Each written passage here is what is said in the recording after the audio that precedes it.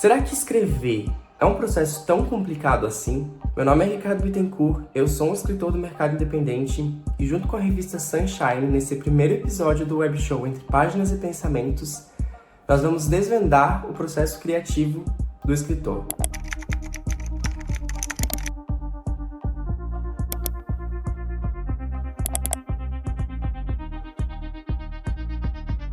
Bom, a primeira coisa que eu posso dizer sobre mim como escritor é que eu sou um escritor metódico. Existem aqueles escritores que gostam de ir desenhando a história à medida que vão pensando nela, mas eu prefiro ter absolutamente todos os pontos já delineados e acertados antes de dar o enter, começar a primeira palavra no documento. Não necessariamente é a parte mais fácil do caminho. Eu, por exemplo, demorei 12 anos para planejar o meu primeiro livro publicado, que é O Vínculo Rompido. Mas a partir do momento em que você tem ali o que vai acontecer em cada capítulo, em cada cena, em cada pormenor da sua história, fica muito mais fácil você simplesmente sentar e escrever isso. É até uma coisa engraçada, porque a sua cabeça ela já não começa mais a funcionar num ritmo linear, ela começa a funcionar num ritmo cíclico. Você sabe que você está escrevendo isso porque lá na frente vai acontecer alguma coisa que é influenciada por isso. Inclusive, eu tenho uma tabela de produção de escrita, que é nada mais que uma planilha, onde eu tenho ali detalhado o título de cada capítulo, ou no caso de um conto, de cada cena, a porcentagem do que eu já escrevi sobre aquele capítulo, um pequeno resumo para eu não me perder, apesar de eu ter também a escaleta. Então, para mim, é fundamental que exista um planejamento. E eu acho que para todo escritor, especialmente escritor iniciante, que não tem ainda tanta prática, como eu também sou, isso é não só um capricho, digamos assim, mas algo fundamental. Esse método de planejamento e capítulos, existe um termo específico para isso, que é a escaleta. É ali onde você vai detalhar todos os aspectos do seu livro para você não se perder dentro da sua própria história. E para quem está começando, para quem está escrevendo o primeiro livro, o segundo, enfim, eu acho que você não consegue fugir de ter uma escaleta. Toda a carga criativa, a parte mais importante ali de você, da tua imaginação, da tua concepção da história, tá ali. Depois você vai trabalhar, é claro, o texto escrito, né? A parte mais artística. Mas a imaginação bruta, o trabalho, a lapidação dessa ideia que você teve vai estar nesse planejamento. Eu levei 12 anos para escrever o meu primeiro livro, contando essa fase de pré-planejamento e de versões iniciais da história, reescritas, etc. Até o momento em que eu coloquei o ponto final no primeiro rascunho. Esse rascunho eu consegui finalizar ele em 3 meses, que eu realmente pude ali só me concentrar e escrever. E daí depois disso veio a parte mais desafiadora, que foi encontrar então a maneira correta de publicá-lo.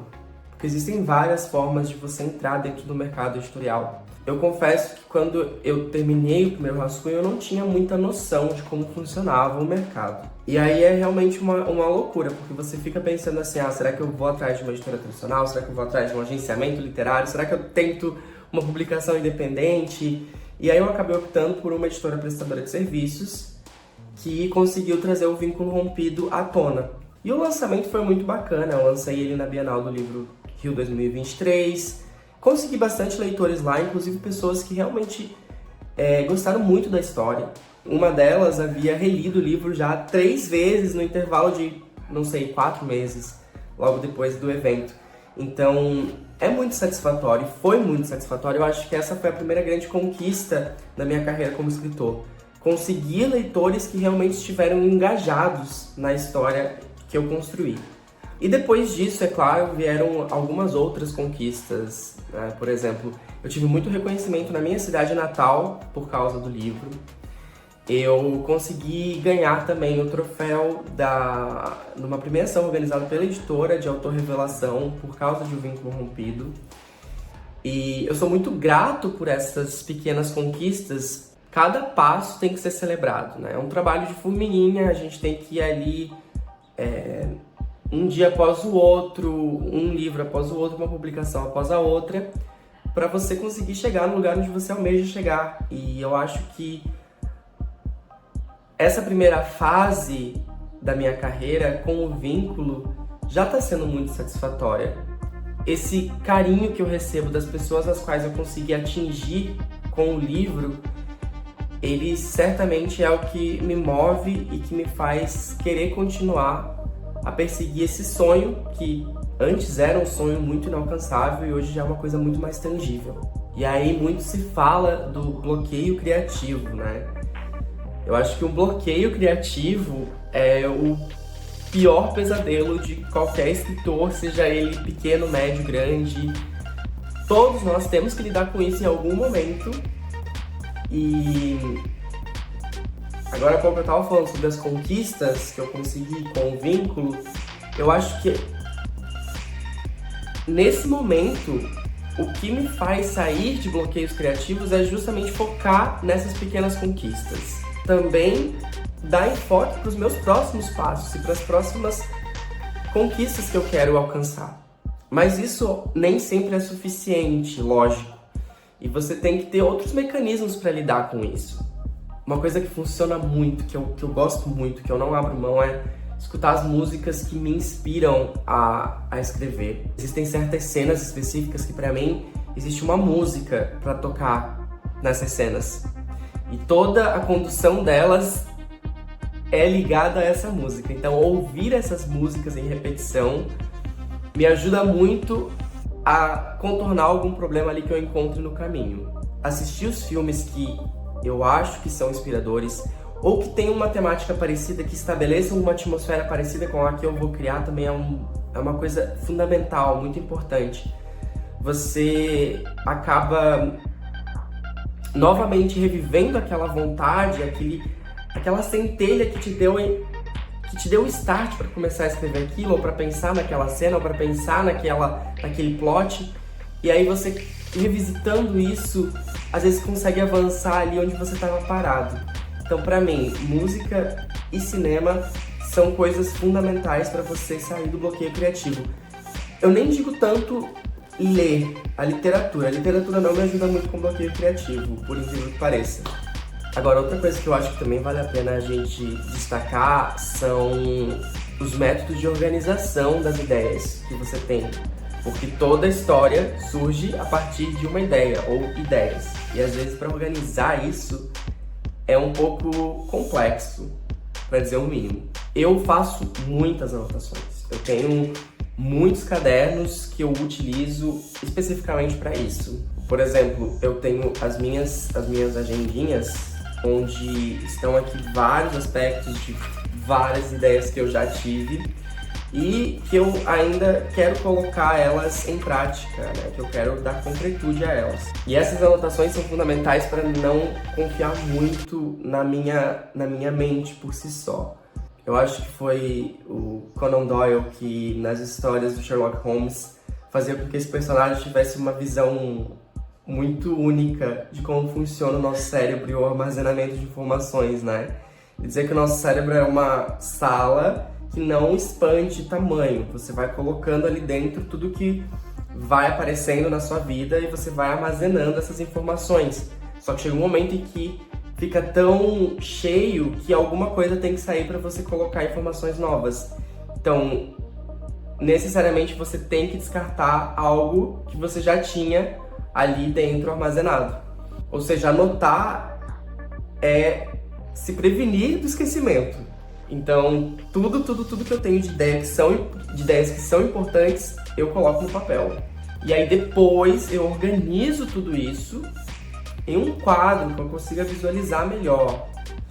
E aí não precisa ter uma ordem definida, é realmente só para tudo estar junto, para você conseguir fazer aquele brainstorm e você conseguir depois concatenar isso. Não ironicamente, essa organização ela vai te ajudar também na criação de personagens.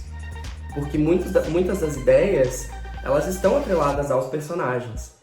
E você construir personagens cativantes é o ponto central de qualquer narrativa de interesse, para despertar o leitor. E como você faz isso? Como criar personagens cativantes? Intertextualidade. Você tem que ter ali uma noção de psicologia, porque você vai estar trabalhando com a mente de um ser humano. Você tem também que ter uma noção, às vezes, de biologia mesmo, de funções físicas, porque isso, querendo ou não, ajuda na criação e na construção do seu mundo e dos seus personagens. E depois é também uma noção de relações humanas, de existência mesmo. Quais são as questões que esse personagem vai ter? Quais são os pensamentos deles? Quais são os hobbies? Nisso também entra muito você anotar. Fazer um histórico de vida dele. Onde ele nasceu, qual é o dia do aniversário, quais são os hobbies favoritos dele, a cor favorita, a palavra que ele menos gosta, a palavra que ele mais gosta. Tudo isso vai te dar uma bagagem essencial para você realmente construir um arquétipo que se assemelhe a uma pessoa real, uma pessoa que a gente pode sair e encontrar na rua, não importa o gênero que você escreva. Quanto mais próxima da realidade for a psique do seu personagem e o comportamento dele, mais engajante ele vai ser.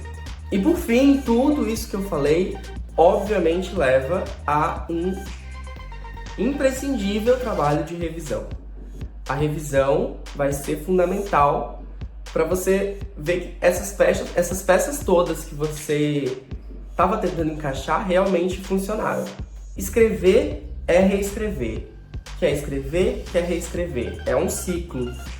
E vai chegar em algum momento em que você vai ter que parar por conta própria, porque você sempre vai achar melhorias no seu texto. Isso, se eu pegar o meu livro hoje que foi publicado, eu vou olhar ele e eu vou ver coisas que eu quero mudar. E já não é mais possível. Então você também tem que ter esse filtro, essa noção de que chega um momento que acabou. Mas revisões são indispensáveis, o máximo possível de revisões. Claro, isso sem falar as profissionais. Estou aqui falando só da sua revisão própria, da sua história. Tem, claro, a leitura crítica, a preparação de texto, que aí são outras etapas. A revisão serve para você ver se essas pontas todas que você tentou encaixar, de todas essas maneiras, pelas anotações, pela intertextualidade, elas realmente foram ali, as arestas foram aparadas. É ali que você vai ver isso. Somente com um processo de revisão contínuo e bem feito. E essa foi a incursão no meu processo criativo, no meu processo de escrita. Eu espero que esse vídeo sirva principalmente as pessoas que estão iniciando nessa carreira e que ainda estão um pouco perdidas, assim como é natural sempre a gente ficar. A parte boa de ter alguma experiência é poder compartilhá-la. Então, eu fico muito grato por esse espaço e poder falar sobre o que eu mais gosto, que é a escrita. No próximo episódio do Web Show Entre Páginas e Pensamentos, nós vamos linkar o figurino dos personagens e o quanto ele é indispensável na construção de uma boa narrativa.